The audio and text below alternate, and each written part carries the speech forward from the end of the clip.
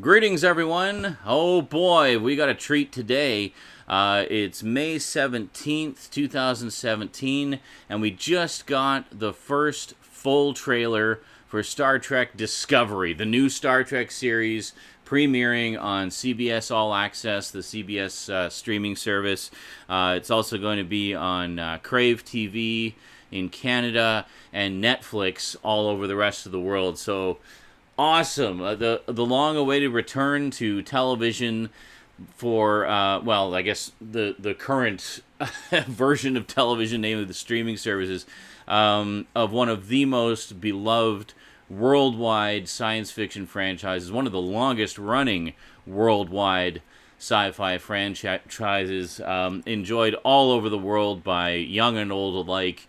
So let's head on over to the computer, and we're going to do a live reaction here and check out the new trailer, the first full trailer for Star Trek Discovery.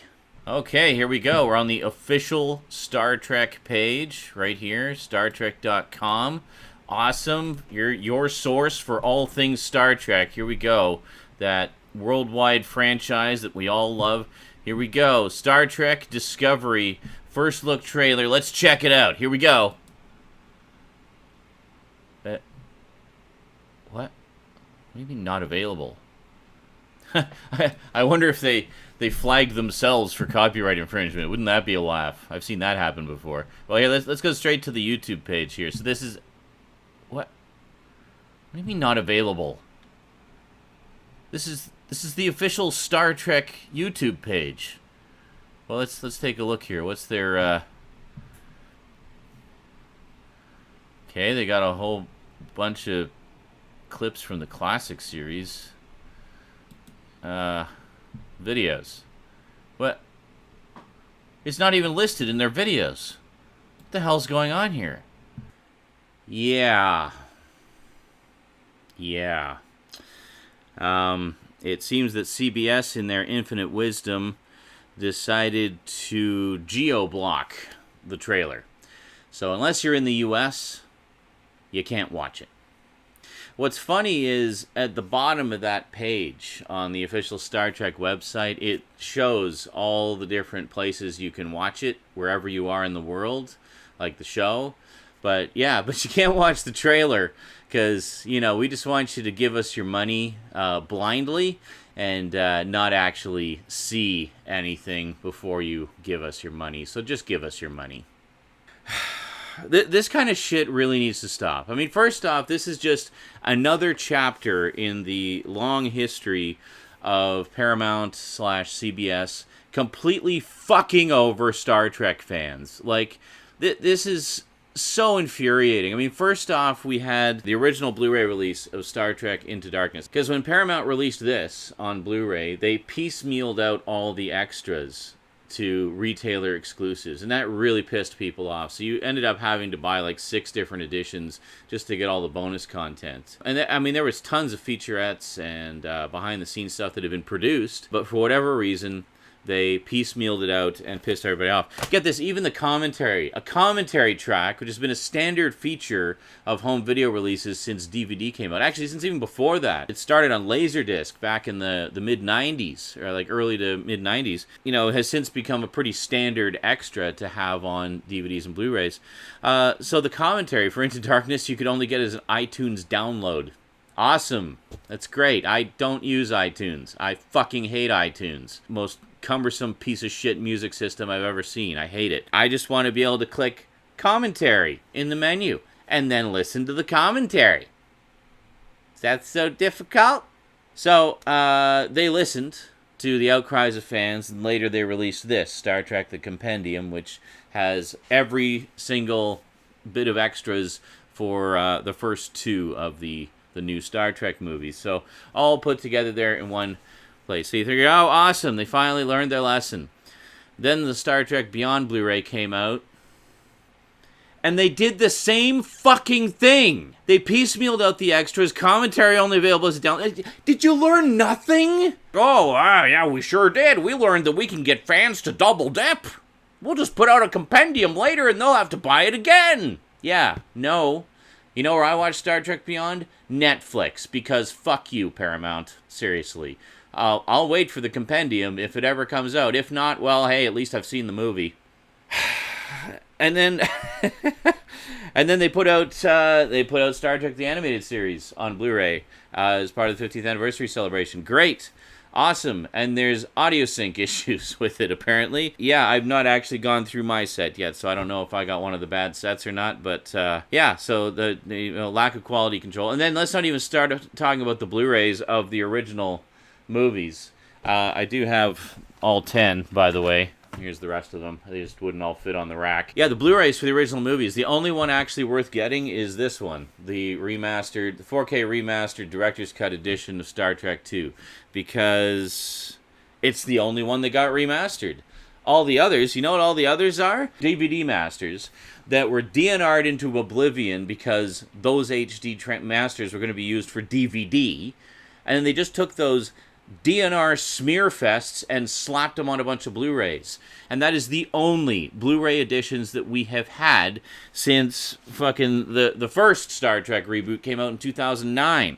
And they put all 10 of the movies out on Blu-ray to tie into that, and it just, it was blatant cash-in. And all we've had since then is repackages of those same piece of shit transfers. That's why I still have the DVD editions, folks, because I am not giving them a single red cent until they put out proper editions of those movies. I mean, they remastered the entire original series and all of Star Trek The Next Generation, but they can't do 10 fucking movies? Like, that's way less content in terms of just sheer number of hours of work. And running time. I don't get it. I mean, I do get it that this was CBS and these are Paramount, and even though they're both owned by the same parent company, they're essentially two different companies. But I mean, they're both sharing part of the same franchise. You'd think there would be some communication there and that they'd get their shit together. The guys on the TV side clearly know what they're doing, at least as far as the Blu-ray releases of the TV shows. But the guys on the movie side haven't got a fucking clue. I mean, shit transfers of the classics, piecemealed extras for the new ones, like just screwing over fans left, right, and center. And now, the icing on the cake, they've got this new series coming out that they're making a fucking exclusive to their fucking streaming service that nobody fucking cares about. Really? Do you think anyone's going to shell out $10 a month for your streaming service for one goddamn show that they actually want to watch? No. Why isn't it just on Netflix? Like, seriously. Why do the networks continue to cling to this old world, old school, outdated, outmoded idea that they all have to keep everything to themselves? It's like, no, it's not like that anymore. It is the World Wide Web, not the US only web. So if you put something on the fucking internet, you better let the fucking internet fucking watch it. And as for having your own streaming service, what the fuck are you thinking? You're too late. You are too late to that game. All you old fuck suits running these networks that just haven't got a goddamn clue what you're doing. That is not the way the world's gone, okay? The world has gone to all-encompassing streaming services. So what you do is you license out your content to them and you take a piece of the pie, they take a piece of the pie. Everybody's happy. Everybody can see the shit that you're producing and has easy access to it. I don't know about you, but I want to be shelling out $10 a month per service. You know, cable TV actually ends up being a lot cheaper. People are saying, oh, I'm a cord cutter. I only do streaming now. It's like, okay, well, how much were you paying for your cable service? $50 a month, maybe $70 a month? How much are you paying for all those streaming services? Like $10 a piece? How many are you subscribing to? It's pretty simple math. You're actually probably paying more for all of these streaming services than you were ever paying for your cable service. And guess what? Cable has on demand now too, so you can still watch old stuff out there too. Like, everybody's got some kind of streaming angle. But having individual channels, having individual streaming, I mean, I'm sorry, but CBS, unless you're showing the entire back catalog of the entire, 60, 70-year history of your network available via streaming, nobody's going to buy it. Do what you're doing in the rest of the world. License it out to the third-party streaming services because they've been in the game longer than anybody else and they know what the fuck they're doing. And people are already subscribed to them. I mean, I don't see that it's any different than back in the day with what made Star Trek successful in the first place, namely syndication. Yeah, the original series was a network show, a CBS show, but then where it gained popularity was in syndication, in the repeats. The original network run failed. I mean, we've all heard the legends and stories about all the fan writing campaigns. This is long before the days of the internet. So fan writing campaigns to get the show back on the air. They did 2 more seasons, and then that was it. They were done. The real success was syndication, where basically they would produce the show and then just license it out to these individual stations that wanted to buy it. And that was so successful and made such a success of an otherwise failed franchise that all subsequent Star Trek series, Next Generation, Deep Space Nine, and Voyager, all premiered in syndication. They went straight to syndication. Enterprise, I think, went to syndication elsewhere in the world, but was also used to launch the UPN network. But still, basically syndication everywhere else in the world right off the bat for areas that couldn't get UPN. See, they covered everybody there. And then as for UPN, I mean, that was just an add-on to your cable package. And I think a lot of cable packages just included it in the base package anyway, so you didn't end up paying any more anyway. So that's fine. Great, whatever. The point is access. Giving people access to the content. So services like Crave and Netflix now are essentially today's syndication market. That's where you put the shows that you don't want to be tied into a network. Not to mention, it gives you a hell of a lot more creative freedom not being tied to this extreme, outdated censorship bullshit of the networks. I mean, Netflix, you can do pretty much anything you want short of porn.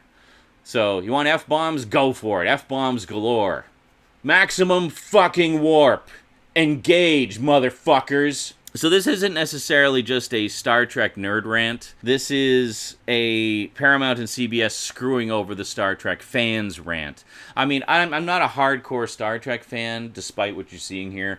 I'm mainly an original crew guy. I've got about the first 50 or so of the original crew novels. I got a bunch of the comics. I've obviously got all the movies and all the shows of the original crew. And then I've got a smattering of the rest of it. But, I wouldn't consider myself a hardcore fan. Maybe a little above casual. But I like Star Trek, obviously, and I would like to be able to see it. I mean, I was already irritated by the fact that they were going with this CBS All Access streaming thing, which I think is just a horrible, horrible idea, as I've said. So first they allay that concern by saying, oh, don't worry, if you're elsewhere in the world, you can see it on these other services that you're probably already subscribed to anyway. It's like, oh, okay, that's cool, fine, that's awesome, I'll just do that then.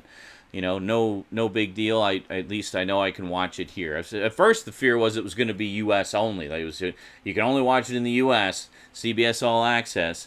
I was like, well, that's just stupid. I mean, it's a worldwide franchise. A fan presence everywhere in the world. You can go to a fucking third world country, ask some random aborigine who Spock is, and they'll know who he is. They might even do the thing. It is a known franchise. I mean, easily one of the most recognized science fiction franchises in the entire world. So why would you limit access to any of its content? It just doesn't make sense. Especially when you're limiting the content in the markets that the show is going to be available in. It doesn't make sense. It says right on the fucking page, wherever you are in the world, you can watch it here, here, or here, but you can't watch the trailer. Get your shit together, Paramount, CBS, whoever the fuck was responsible for that. It's the World Wide Web. World. Not the US only web. And it's a worldwide franchise. I mean, you count the money every other day. You should know that. A lot of it comes from outside the US. I mean, take a look at the numbers. I know you guys love numbers. Your fucking YouTube page has 28,000 subscribers. I bet if you stop geo-blocking all the content people actually want to see, instead of only making available the handful of clips from the original series that nobody gives a shit about because they all own them on DVD, Blu-ray, VHS, or Laserdisc, make that content available. You've got 28,000 subscribers. The official YouTube page for one of the biggest sci-fi franchises in history. 28,000 subscribers. That is, you're bleeding to death. You are hemorrhaging hard. You need to fix this shit. When I went to the Star Trek page, like the actual Star Trek webpage, to look at the official posting of the trailer and the article that accompanies it, you know how many comments were there underneath that trailer? Big, should be big news. Hey, new Star Trek, new trailer, big news, official page. This is the official Star Trek page, where even just the fans presumably are going to be there. It's where the fans should be, by all intents and purposes, hanging out and congregating and debating things endlessly. You know how many comments were on that article when I went there? One comment from people, some guy just saying, oh, looks like too much CG and action. I guess I'll just watch repeats of the old ones. It's like, well, great.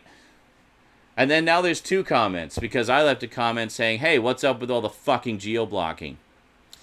Anyway, this rant has gone on far longer than I intended it to, so I'm going to wrap it up. So thanks for watching. Big thanks to my Patreon sponsors, and we'll see you next time. Until then, sayonara.